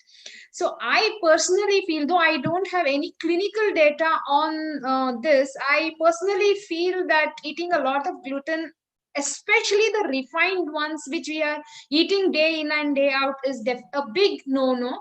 Very often we also find that maida is so refined that the body is not even able to digest it. So truly it has been labeled as a junk food. I would like the other panelists to elaborate on this. I'm not too experienced on this. Dr. Yeah, Shubhra? Sandhya, to add to your point, yes, I don't have a clinical data, but I do have experiences and people in my family. As Dr. Bhujan Shetty said about lactose intolerance, I think we have, I don't know the percentage, but a lot of us are gluten intolerant. Now, to question, like we used to have wheat in the past, our ancestors have eaten, why can't we have? The reason is very well said by Sandhya, is that the wheat was produced as a whole food that time. And today the wheat is coming as a refined food. And there is I'm forgetting the exact number of hours, but the milk, the meat, and the wheat, these are the three things. So milk takes around 2 weeks to completely be washed out of a system. Wheat takes around 3 weeks, and meat takes around a month. So I may be missing out on the duration part, but that's the amount of time these items stay in our intestine. And that is why we see all the autoimmune disorders and all the digestive issues. I think. Thank you very much. I think in the future episodes, probably we can probably deal more on these so-called the good ones, the bad and the ugly ones of what in our diet consists of. I think summing it up now is already, we have already crossed the time. I think Before it's we time. end, Dr. KP, we all, the panelists and also the audience. First of all, I have to say that this is all your brainchild, and you have all, Yes. I mean, you have put it all together. So a big kudos to you, and thank you for having us on the thing. But we all are interested to know your journey, a bit about it. If you can just narrate your No, you journey in a said few it's a words. brain child. The brain is the gut. That's what we said. No, so we are talking about the gut and its relevant thing. I think I'm just a beginner. I'm an activist. I'm not an expert, not an enthusiast. Basically, whatever we need to tell people, we have to do it on ourselves. The best part compared to, like, if you're trying an anti-diabetic drug, you can't try it on yourself. But a diet, you can always try it on yourself. Yes. A exercise regimen, you can. So before we tell others in the people of the sphere of our influence, I think it is best that we do it on ourselves. So I've tried Dr. Jagannath Dikshit diet. I've tried intermittent fasting. I've tried all kinds of things. Even I tried Rujuta Divekar's every 2 hours I was eating. Okay. So to condemn something, to go for something, you need to probably. So that is the best thing. See, I'm basically a foodie. So obviously you can try all those things on yourself and see what suits you best. I think I'm presently enjoying my intermittent fasting and a lot of benefits. I mean, taking away the so-called the emotional component and some kind of a bias, but objectively we can feel that. I think that is the way to go about. You can always try and keep trying until you probably hit the right balance. I think the time has come for me to thank all the panelists who have really contributed, very energetically, and they have really shared their expert opinion, and probably they have given a very good, start for this inaugural session of this web series. Hope this will be the food for thought for everyone. All the thoughts about the food. I think this is so fundamental, so elementary. What we eat is what we are. So let us start discussing food. Everybody likes food. So let us discuss food. I think in subsequent webinars, I think we'll have much more defined micro ideas about the different aspects of food. I think with that, So I would like to share one slide in the context of what you are saying, which would be a very good carry home message to all the participants. Yeah. Just give me a moment. I'm just going through my slides. Next. It's at the end.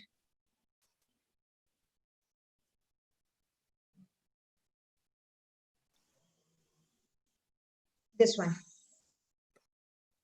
Yeah, sorry for the time taken. I hope everybody can see this. Food is not just calories, it's information. It talks to your DNA and tells it what to do. The most powerful tool to change your health, environment, and the entire world is your fork. That would be my take-home message for all of us. I think that will be the take-home message of this entire webinar. Okay, everything what is the end of your fork will decide the destiny of everyone around us, including the planet. I think thank you very much, Dr. Sandhya, for putting it in such a nutshell. And I thank once again all the panelists for making this webinar possible. And also we look forward to you having in the next episode soon with further ideas about, discuss food further. Thank you very much. Thank you so Thank much. you. Thank you so much, sir, for the opportunity given. Thank you. Thank you, sir. To be part of this session. Good night. Good night, everyone. Thank you. Okay, good night. Thank you. Happy exercising for everyone. Good night. Thank you, doctor. It was really very informative session, and things which I used to do it. Thank you very much, sir. And there are many comments from our viewers that they find it so much informative. Once again, it is very noble cause what you all are doing it. Thank you, sir. Thank you, Jaya ma'am. Thank you, Bhujang sir. Thank you, Shubhra ma'am. Thank you, KP sir. Thank you. Good night. Thank you. And thanks to Ajanta for this. Happy dieting. Keep troubling you for the future sessions. No, ma'am, it's pleasure. All right. Thank you. Good night. Thank you. Good night. Bye-bye, Good night. everybody. Good night. Bye. Bye. Bye.